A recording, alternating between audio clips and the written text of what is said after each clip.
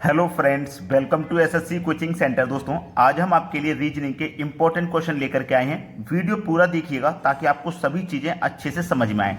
तो चलिए स्टार्ट करते हैं। पहला सवाल है, पॉलिटी शब्द के अक्षरों को वर्णानुक्रम में व्यवस्थित करने के बाद इस शब्द में कितने अक्षरों की स्थिति अपरिवर्तित रहेगी। बहुत अच्छा सवाल है। कहने का मतलब है, जब इस पॉलिटी शब्द के अक्षरों को हम क्या करेंगे, वर्णानुक्रम का मतलब है कि ए बी सी डी, यानी कि ए से स्टार्ट होता है जेड तक जाता है, तो उसमें जो अल्फाबेट पहले आता है वो पहले लिखा जाता है, जो बाद में आता है वो बाद में लिखा जाता है। ठीक है। अब हमारे पास क्या लिखा हुआ है, पॉलिटी, POLITY, ये लिखा हुआ है हमारे पास। अब हम क्या करेंगे, वर्णानुक्रम में लिखेंगे। ठीक है। सबसे पहले A B C D Z तक हम पढ़ते हैं, उसमें सबसे पहले इन अक्षरों में से कौन सा अक्षर आएगा, तो देखिएगा आई आएगा, जो कि 9 नंबर पे आता है। तो आई के बाद फिर क्या आएगा, आई के बाद एल आएगा, एल के बाद में क्या आएगा, ओ आएगा, ओ के बाद में क्या आएगा, पी आएगा, और पी के बाद में टी आएगा, और सबसे लास्ट में वाई आएगा। तो देखिएगा, हमसे बोला कितने अक्षरों की स्थिति अपरिवर्तित रहेगी। अपरिवर्तित का मतलब है नहीं बदलेगी। ठीक है। देखो, एक तो वाई की स्थिति नहीं बदली, एक टी की स्थिति नहीं बदली, बाकी सबकी बदल गई, बाकी सबकी बदल गई। तो हमारे पास दो ही शब्द ऐसे हैं, दो ही अक्षर ऐसे हैं जिनकी स्थिति अपरिवर्तित रहेगी। तो बी ऑप्शन हमारा बिल्कुल सही जवाब है। अब देखेंगे अगला सवाल। अगला प्रश्न है, यदि JNU को इस रूप में लिखा जाता है तो PUSA को क्या लिखा जाएगा। देखो, JNU को कितनी बड़ी भाषा दी गई है। देखिए, यहां पे मैं आपको एक चीज क्लियर कर दूं, आपको सभी को ये गिन लेना है। 1 2 3 4 5 6 7 8 9 10 11 12 अक्षर हैं। यहाँ पे ये 3 अक्षर हैं, यानी कि 3 अक्षर हमारा कितने के बराबर है, 12 के। तो इसका मतलब एक अक्षर कितने के बराबर होगा, 4 के। होगा कि नहीं। तो आपको ये 4 4 के पेयर बना लेने हैं। ये 4 4 के पेयर हमारे पास क्या दिया गया है, JNU, यही तो है। तो ये पहले वाला जे का होगा 1017, दूसरा वाला 1413, तीसरा वाला 2106। अब मैं इसमें समझा देता हूं आपको।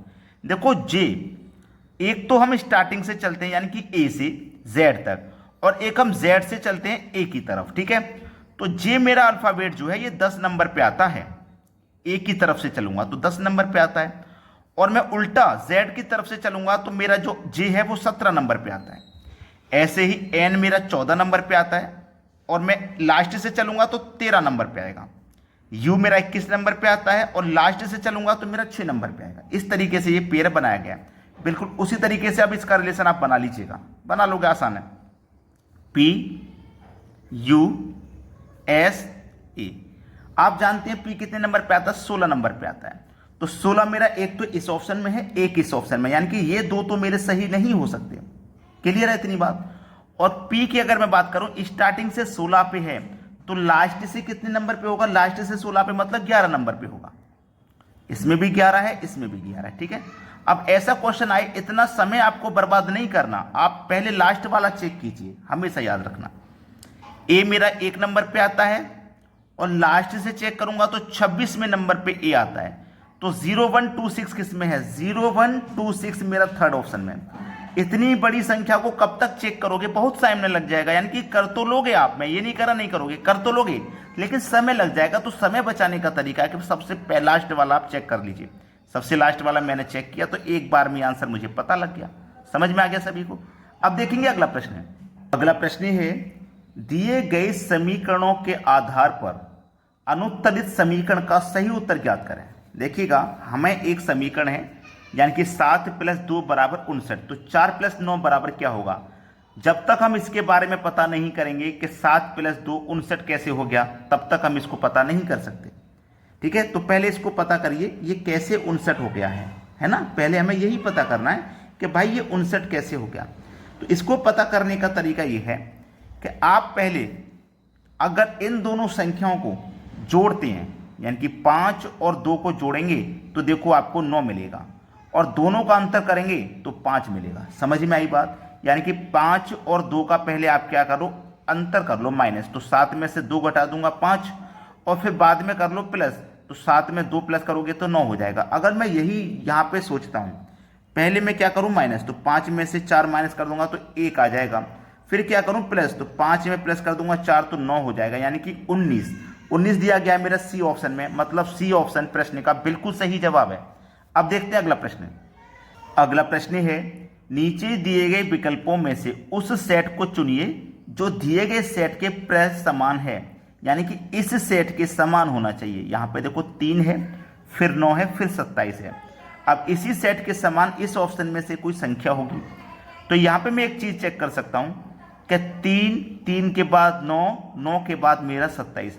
अगर मैं 3 से 9 पे जाऊंगा तो 3 का मल्टीप्लाई 3 से करूंगा, फिर 9 से 27 पे जाऊंगा तो 9 का मल्टीप्लाई 3 से करूंगा। भाई 3 त्रिक का 9, 9 त्रिक का 27। ठीक है, बिल्कुल ऐसा ही ऑप्शन मेरा क्या है।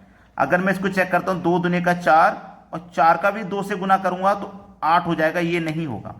1 का 2 से गुना करूंगा 3 का भी 2 से करूंगा तो 6 होगा, ये भी नहीं होगा।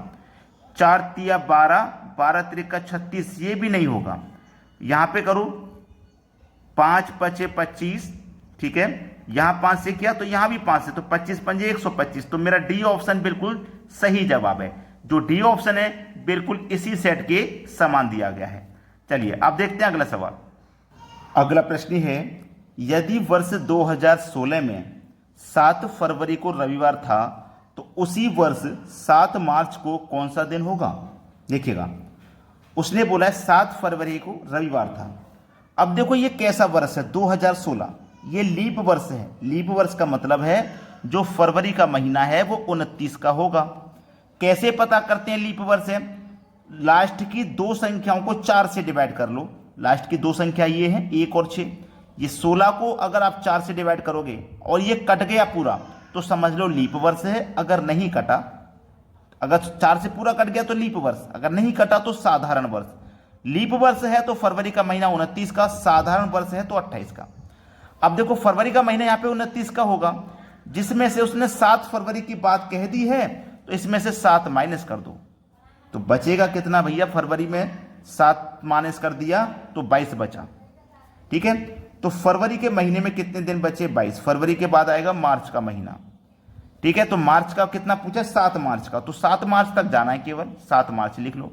22 में 7 जोड़ दीजिए तो कितना हो जाएगा, 2 और 7 9 और 2 यानी कि 29 दिन हो गया।